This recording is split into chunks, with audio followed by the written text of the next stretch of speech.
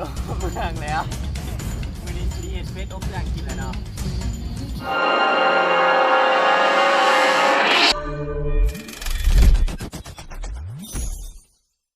ตอนนี้อยู่กับช่องแชนแนลเนาะนี่เราจะมาเอาชีวิตรอดอยู่ตรงหน้าเห็นยังกินอยู่ตรงไหนตรงหน้าแกงอบเปลือกแกงอบเปลือกกินมื้อนี้เรือเป็ดแม่แห้งมันนั่นใจมันจากอันนั้นเบาบ่ไรเนาะเล่นเบาบ่ไรกินเลยอยากนำซึ่งปัจจุบันนี่อยู่ที่รัฐแคลิฟอร์เนียอเมริกาเนาะ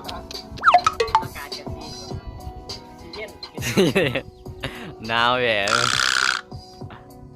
2,000 years later ลังสิไป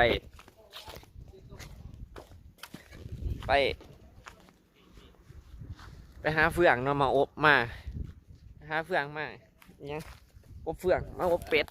หาเฟืองมาอบเป็ดเสียดำมันก็คือนะครับเนาะนะครับมอจอเนาะเสียดำสีน้ำเสียดำทางหลังนี่แมนนักเตะเวียดนามมาจากโซเวียดนามเสื้อขาวก็เป็นกองหน้ามอจอเนาะกำลังคนหาบ่อคำอยู่ในน่ะเนาะเบ็ดน้อยเนาะจากมาจากเซฟกระทะเหล็กเนาะสูโต้มาจากเซฟกระทะเหล็ก27เนาะจะเบิ่งเซฟกระทะเหล็ก27เนาะออกรายการในเมื่อวันที่เสาร์อาทิตย์เนาะช่วงประมาณเวลา9 โมง 10 โมงเนาะติดตามได้อยู่ที่27เคยมีการจองตัวมาแต่ตัว 2-3 เดือนหลังแล้วเนาะจะมาเฮ็ดเมนูเป็ดอบเพื่องเสือดำนี่ก็ได้มาจากนะครับนักสาวหมักโมเล็กซื้อเขาเฮียนหมักโมเล็กซึ่งอาหารที่เราหมักเป็นบิงซู เราจะมีรายการแข่งขันในวันพุธนี่เจอกับสิงหามาเลเซียน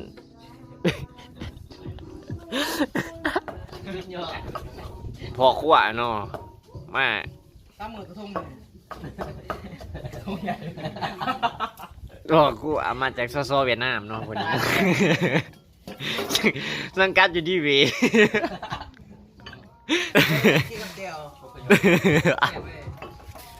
สังกัดอยู่ดีวีเสื้อผ้านี่ก็สังกัดอยู่อันนั้นปีเคสเซ่เคสเซตติดตามส่งเราได้ยูทูบเราเด้อเราจะอยากหูจะบ่ท่านได้ไปยังบ่ไป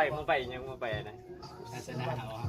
อันว่าทุกคนบ่เคยไปเซราบัมแม่นเขาไปในทีอันนั้น YouTube ความเมานี่ยังเด้อว่ายังเคสแซดเด้อพวกเจ้าจะหูถึงกันขี่รถขี่ล่างของเรา เราได้ไปกับหมู่คณะคันว่าจากที่เราตัวจริงแม่นไปที่เดินบ้านหอพักยิ่งเราได้มีการฝึกซ้อมอยู่หั่นทุกมื้อจะมีด้วยสิเป็นรูปเพื่อนเนาะแต่ว่าเห็ดบ่เป็นเป็ดใหม่เลยปีงเอาถ้าเมื่อปีขวานจะมีด้วยสิเป็นรูปเพื่อนเลยหาคลิปต่อไปไก่โอเพื่อนลองเห็นบ้างนี่ยันเป็นมันใหม่มันใจเลยปีกเอา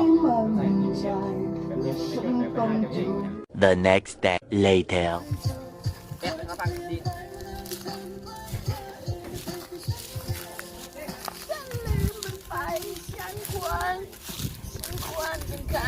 ตอนนี้เรากำลังไปปิกนิกไปปิกนิกได้เขาเอิญได้วะแบบกอดของจริงเลยจะได้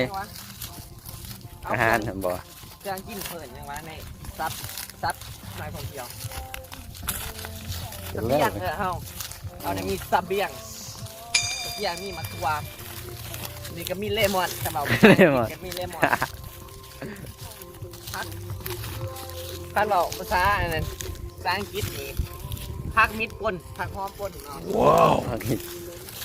วาเตอร์แข็ง ไอวอเตอร์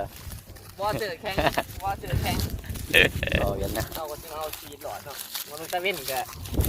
โอ้ โอ้โหเหลือม เป็นเวลา4-5 ชั่วโมงแล้วเนาะมาแบบนี้คือว่าเนี่ยลูกข้ามอยู่เนาะการเบิ่งมันนั่นเนี่ยสะพานมันเบิ่งเลยโย่เด็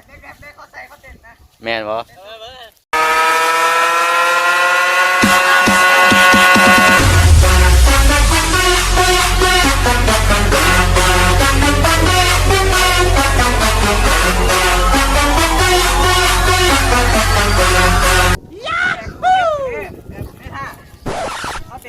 เอ้ย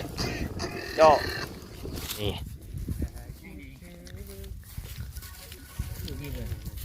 สูบิด เขาบ่ได้อื่นกับบ่ได้บ่วะมึงก็ยัง มาแล้ว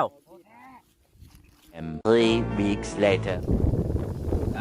สำหรับคลิปนี้จบเพียงเท่านี้เนาะสำหรับการมาเก็บเ